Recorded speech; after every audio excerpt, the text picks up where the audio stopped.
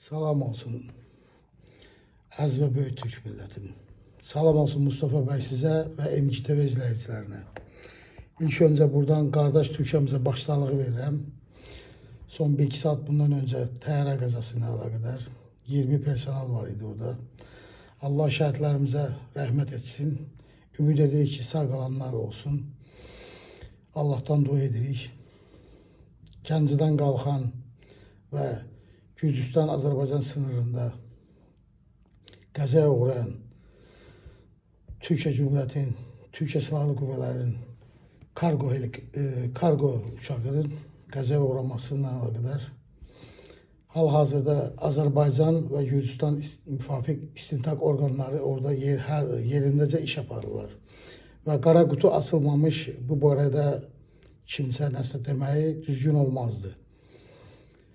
Yalnız biz aydınlar, fikir adamları, analitiklər öz fərzələrimiz və son zamanlar bölgədə, Cənubi Qafqazda, Türkistanda, Orta Doğuda gedən siyasi oyunlar, geosiyasi oyunlar bəzi düşüncələrimizi üst-üstə gətirir. Çünki bölgədə çox kirli oyunlar gedir.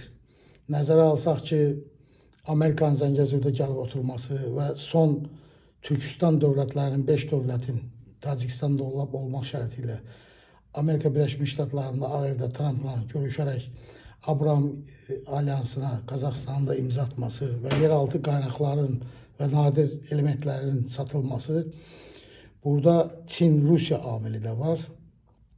Əgər bunlar kənara itələnirsə, burada çox böyük gərgin oyunlar gedir. Bu dəqiqə soyuq oyunlar gedir, soyuq savaşdakı kimi. Ancaq bu get-gedə qızışa bilər və nəzərə alsaq ki, qarşıda İsrail-İran ikinci savaşı başlayacaq və hər an bu başlaya bilər. Bölgə çox təhlükəli oyunların içindədir, geosiyasi oyunların içindədir. Burada həm Cənubi Qafqazda, həm Orta Doğuda, həm Türkistan bölgəsində Anglosaksonlar Mi-6, SİA Amerikan kəşfiyyatı və Rusiyanın GRO'su Baş Kəşfiyyat İdarəsi çox güclü, kirli oyunlar aparırlar və bunlara da piyonluq edən və bunların da ajanları həddindən çox hərəkətə başlamışlar. Çünki üç gücün arasında bölgələri bölürlər. Çin, Rusiya və Amerika. Amerika İbrahim Alyansı dediyimiz Abraham Alyans vasitəsilə Orta Doğuda Ərəb ölkələrini, Türkiyəmizi, Azərbaycanı, Qazaxıstanı və Türkistan bölgəsini demək olar bu ittifaqa soxaraq Çin və Rusiyanı itələyərək, kənarlaşdıraraq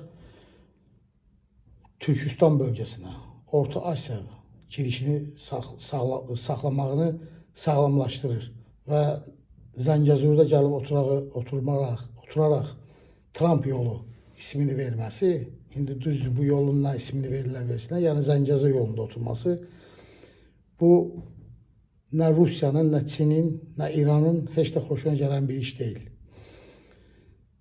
Və bizim Azərbaycan, Ermənistan arasında sülhə yaxınlaşmağımızı heç cürə həzm edə bilməyən Rusiya və bunun da yanında olan İran heç cürə bunu həzm etmirlər.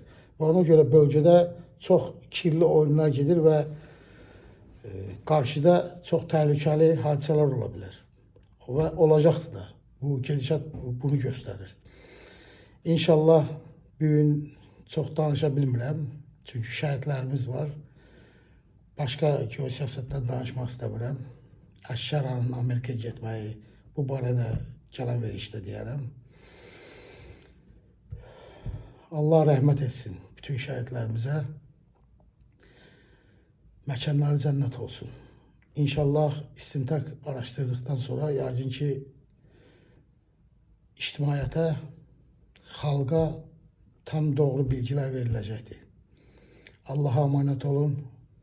Uca Tanrım Türkü qorusun və yüksəlsin.